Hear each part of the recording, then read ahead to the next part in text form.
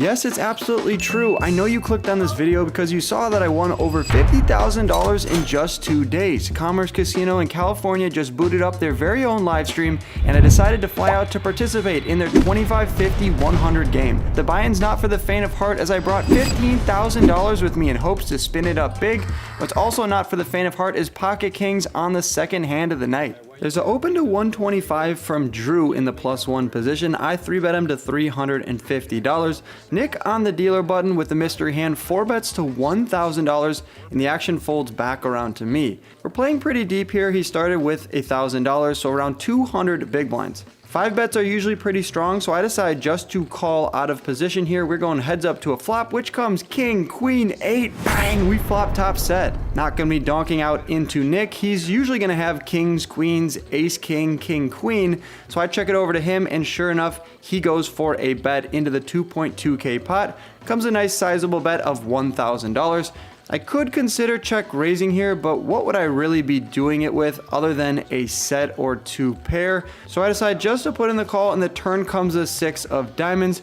If he had any bluffs on the flop like ace jack of diamonds, ace 10 of diamonds, they now pick up the nut flush draw. So when I check it over to Nick, he goes for a 4K bet, and all I'm thinking about is Vegas and the Mirage. I have the nuts at this point. I want to get it all in. There's a lot of draws out there, some heart draws, flush draws, straight draws. I rip it all in, and we get snap called by 7-5 of hearts. All in, snap call.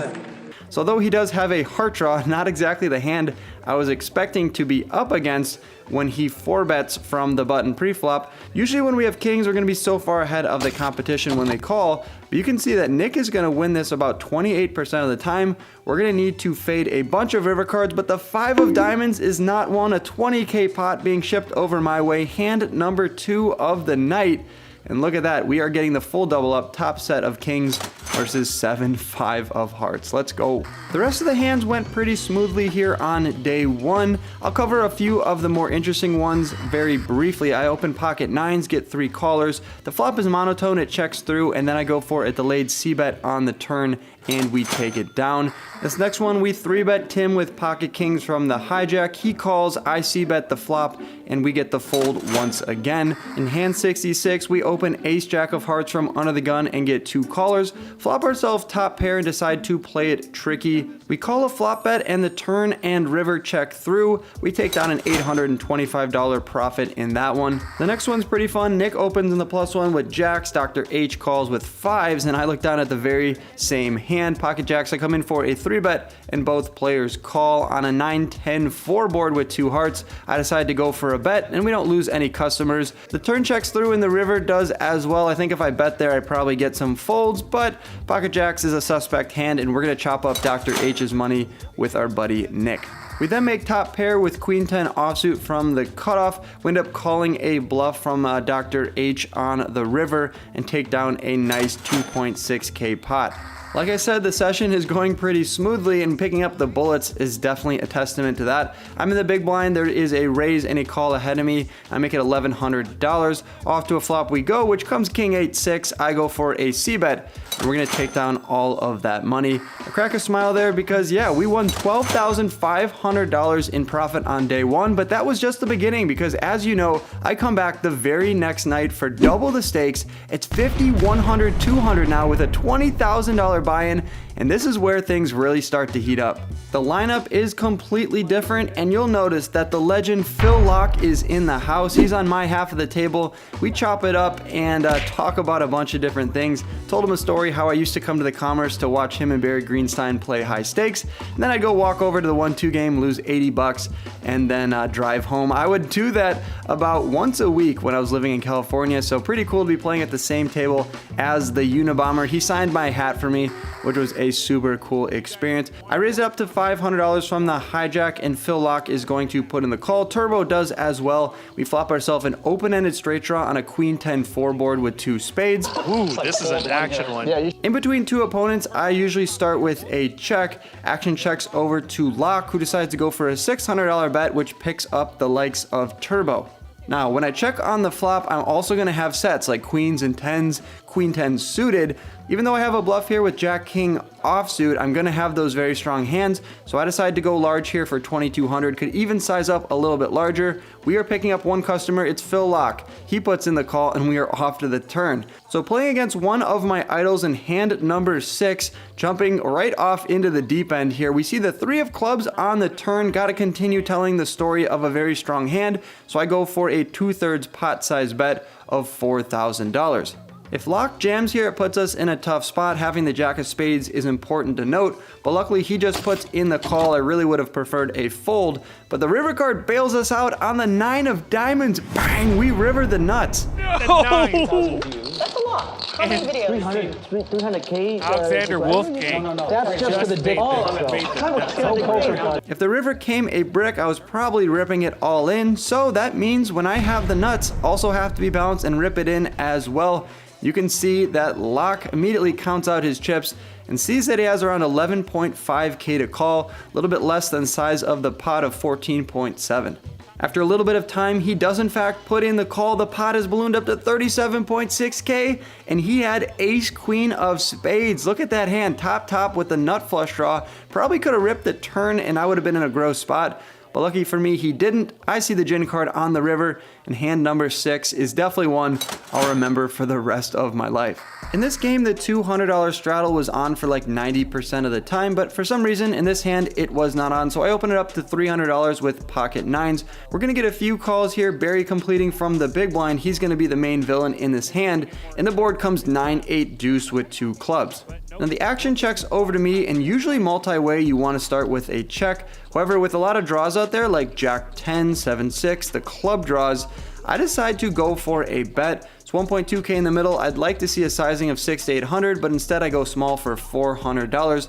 It kind of makes the opponents indifferent to this sizing, so we pick up 2 customers, Turbo and Barry. In the turn card comes the ace of hearts. When the action checks over to me, I love that card because now all the ace high club draws have made top pair. Maybe Barry could have a hand like ace 5 of clubs. Who knows what Turbo has? Hopefully he has 9-8 for the case 9 on the flop. But yeah, when the action checks over to me, I go large here now for $1,800. We lose Turbo. He had 8-7 offsuit, so he lost a bit of steam there on the turn. But Barry puts in the call. I love to see that. Basically have the best hand here. There's no way Barry just completes in the big blind with pocket aces. So off to the river we go, which comes the 4 of hearts.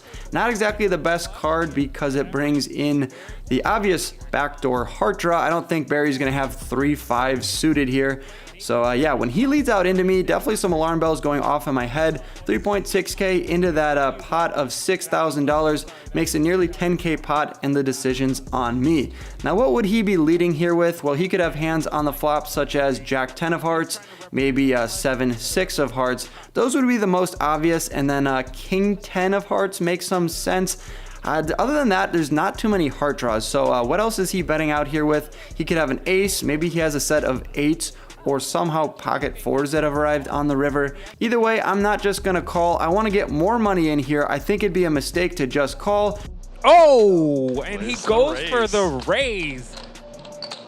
Wolfgang playing above the rim 2 days in a row. When I have a hand as strong as pocket 9s, and Barry is representing a very, very small heart flush range. So I make it $9,000 to go. I like my large sizing here. And as you can see, Barry has ace king offsuit, so love the raise from old Wolfgang here. Puts him in a tough spot, and now we are praying for a call. After a little bit of thinking, Barry makes the right decision for me and puts in the call, a 24K pot being shipped over my way. A set of 9s on the flop is going to win us this massive one. We play a nearly 40K pot in hand number 6, and hand number 22 delivers with a $24,000 gem.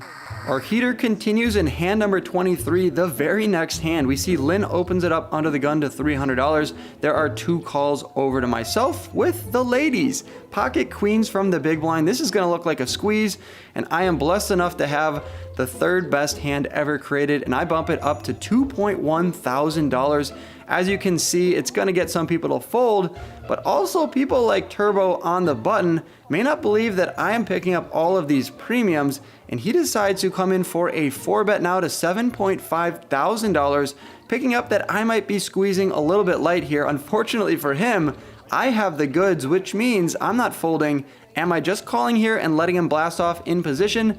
No, we are going to jam it all in and just take down the pot if he has a bad hand. If he wants to flip with a hand like ace king or something random like that, so be it. But there's a lot of money out there, and I'm just going to clean up the equity here, jam it all in with the third best hand, and we can see we get the snap fold right away. King 9 of hearts, he was messing around, I wasn't. Maybe I call and he blasts off in position, but if he makes a flush or flops a pair of kings, we're in tough shape there, so I can't complain about taking down a $10,000 pot. We take a 20 hand break and pick it up here in hand number 48. This might be the second most interesting hand of the night. I look down at King 3 of diamonds, so you know something weird's about to happen. There's a raise to 200 from Lock, and everyone and their mother puts in the call. The flop comes good for us. Queen 6, deuce, bang, we flop a flush. Lock bets out for $400. There's a call and then a raise from Turbo to $2,000, and the action's back over to me.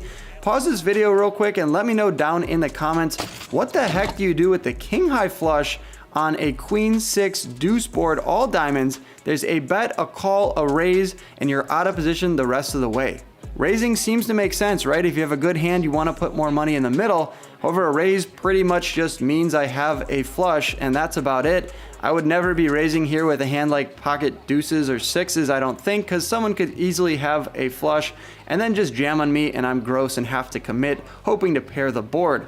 So for that logic, I decide just to put in the call. Don't get me wrong, a $2,000 call here from me out of the small blind is super strong. You can see Lock's face, he's kind of a little bit confused. There's a raise, there's a call, who knows what he has. Throws a time extension chip in there and then eventually decides to call. Tan's gonna call as well, so that's super interesting. We're off to the turn in a 9.2k pot, and you know what I don't want to see? A board pairing card, and sure enough, we get a good card. The 9 of clubs peels off, and of course I have to start with a check. If I did raise the flop, I'd be betting out on this turn, but in flow, I'm hoping someone bets out and then I could raise now, because of course I'm putting one of these opponents on a set like sixes or deuces when 3 people put in $2,000 on that board. So yeah, definitely hoping someone puts in a bet. We get really bad news when the action checks over to Turbo and he checks behind.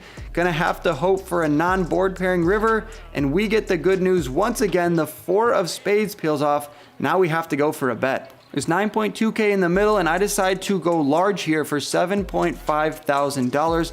My logic is I think I would be raising the flop with a lot of small flushes, so when I don't do that, maybe Lock, 10, or Turbo will think that I don't have a flush. They have a set, they have pretty much the second best hand, and can put in the call. Let's turn over the hands one by one as their action is on them. Phil Lock has arrived on the river with pocket sixes. He has flopped a set, didn't put any more money in on the flop after that 2k raise. He probably could have raised there, and then checks the turn, makes some sense. Is he gonna call now? I think it'd be pretty hard for him to fold a set on this board, but that's why he's a legend. He pushes his cards to the dealer. That is not good news for us. Now let's look at Tan's hand. He has a set as well, pocket deuces. So let's get this straight. I flopped a flush, Lock flopped a set of sixes, and Tan with bottom set on the flop. Surely he has to put more money in the middle, right? Wrong. After the longest tank that we've seen in the night so far, Tan decides to make a hero fold as well and folds pocket deuces. What a disaster for me. Missing out on like 15k worth of value right there. And we go off to Turbo now. He can be a hero, right? With top pair with a good kicker. That's a weaker hand. I don't blame him for snap folding in this spot. And later on in the session, I tell everyone I had the flush and they go crazy. Everyone made a great fold. We did some math. If I raise the flop there and bet the turn and jam the river, even if Lock or Tan only calls the flop raise and the turn bet, I missed out on $28,000 worth of value. I'm not the type of guy to comment farm and try to get you guys to leave one down below, but this hand, I'm really curious. You guys raise that flop, or are you just calling? Are you donking in on the turn? Are you betting smaller on the river? Are you checking the river? This hand is above my pay grade. I've been thinking about it for the last few days since I played this session. I now need your guys' help. What was I supposed to do? We then pick up pocket queens from the hijack. I make it $600 to go and get 1, 2, 3, 4 callers, going 5 ways to the flop here on an ace-ace king board. Not exactly what we wanted to see.